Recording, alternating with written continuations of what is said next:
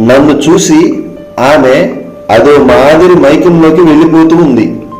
అందుకే నన్ను సమ్మోహనుడా అని పిలిచింది. నేను ఆమె ఇష్టసభుడనంట. తన పచ్చి ప్రాయాలు వెచ్చనయ్యేలాగా చిలిపి ఊసులాడమంది. చిలిపి ఊసులకు ఆమె శరీరం చెమటలతో తడిసిపోయింది. అప్పుడు ఆమె శరీరం సుగంధాల గాలిని పంచింది.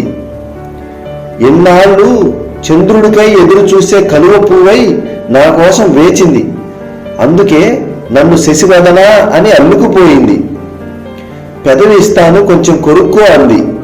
నడుమిస్తాను నలుగు పెట్టు అంది. మన ఇద్దరి మధ్య తెరలు తీసేయి మదనా అని అంది. జుమ్మనే తుమ్మెద నేనైతే తేనెలో తీపి ఆనవుతానంది. సన్నెపొద్దు నేనైతే చల్లని గాలై వీస్తానంది. శీతాకాలం నేనైతే నన్ను చుట్టే ఉష్ణాన్ని అవుతానంది. మంచు వర్షం నేనైతే నీటి ముత్యం ఆమవుతానంది. నదిలా కదిలిన ఎదలయలు పొంగిపోయి ప్రేమ అలలుగా మారి ఓ కడలి వలె ఆమె నా ఒడిలో వాలింది.